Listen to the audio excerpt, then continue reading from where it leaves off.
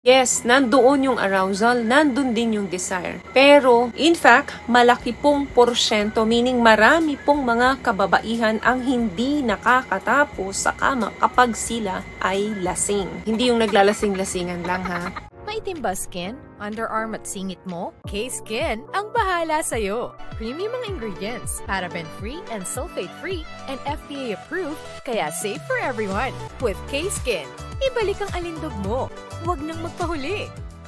Hi guys! Welcome back to our channel. Kamusta po kayong lahat? Sana ay nasa mabuti po kayo. At sa mga hindi po nakakakilala sa akin, my name is Cheryl Ting. At kung bago lang po kayo sa channel na to, pwede po makahingi ng isang favor to please consider to subscribe dito po sa ating channel. And also, huwag nyo na rin po sanang kalimutan i-like and follow ang ating Facebook page official and also ang ating TikTok account, Cheryl Ting. Maraming salamat po. And for today's video is another concern video po. Ang sabi niya is, bakit po wild ang babae sa kama kapag lasing? Gusto ko tong tanong mo na to kaya pinili kong gawan ng video ito. Honestly, hindi lahat ng babae kapag nalalasing ay wild sa kama. In fact, malaki pong porsyento, meaning marami pong mga kababaihan ang hindi nakakatapos sa kama kapag sila ay lasing. Bakit? Dahil nag-i-increase yung level ng blood alcohol nila. At yun naman ang dahilan kung bakit nagdi-decrease yung kanilang vaginal blood flow or yung kanilang orgasmic intensity. Yes, nandoon yung arousal, nandun din yung desire. Pero malaki pong porsyento na hindi sila natatapos. Kapag lasing talaga ang babae, hindi yung naglalasing-lasingan lang ha. Ano bang nangyayari sa mga kababaihan kapag sila ay lasing? Because of body composition and other factors, na-achieve ng mga kababaihan ang higher blood level, alcohol for each drink compared sa mga kalalakihan.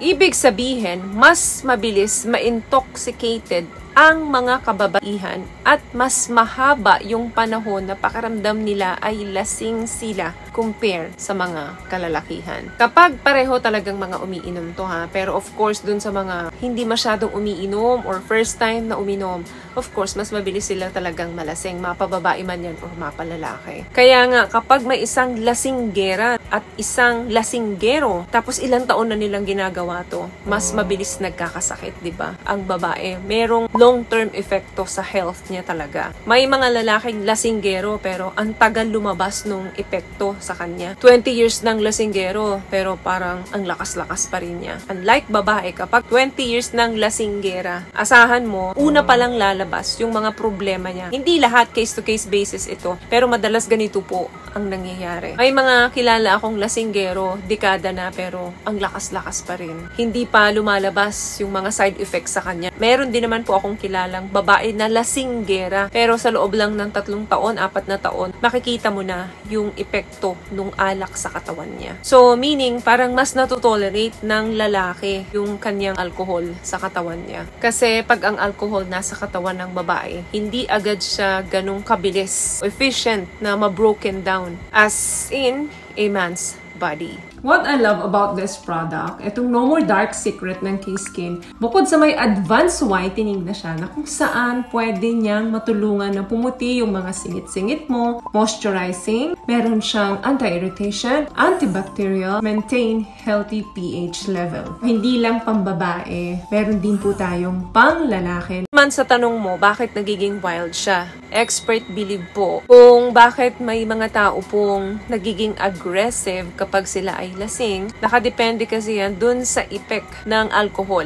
sa brain nila. Hindi lang to aggressive guys sa kama, aggressive din ito or wild din ito pagdating yung mabilis yung anger nila, magagalitin sila kapag lasing, kaya nga mas maraming away kapag mga lasing na yung tao, 'di ba? Yung temper ng tao lumalabas. Sabi nga nila kapag gusto mong malaman yung totoong ugali ng tao, malalaman mo daw ito kapag sila ay galit or kapag sila ay lasing. So, nakadepende po talaga yan kung bakit ang tao kapag nalalasing sila is due to the way alcohol effect doon sa brain ng isang taong lasing. Meron naman din pong lasing na very emotional kapag sila ay nalalasing. Doon na lumalabas yung mga hinaing, sentiment nila at drama nila. Kaya may mga lasing po na hindi mo alam, umiiyak na lang doon sa isang tabi ng walang dahilan. Iba-iba po talaga yung tama ng alak sa atin, ano, kung paano tayo malasing. Meron namang mga nalalasing na makukulit lang. Yun nga lang ang kaibahan ng isang lasing na babae at isang lasing na lalaki.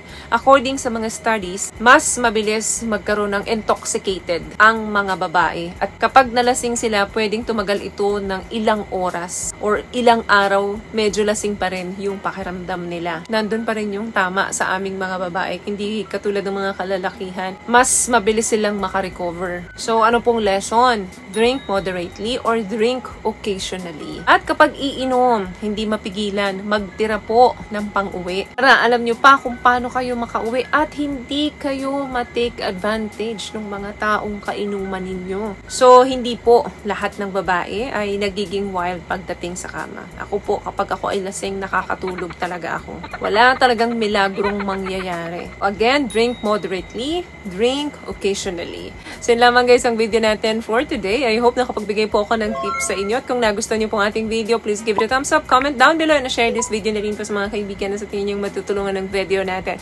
Once again, palagi po kayong mag-iingat at palagi po kayong manalangin. Thank you guys for watching and see you on our next one. Always love yourself and be a blessing. Bye!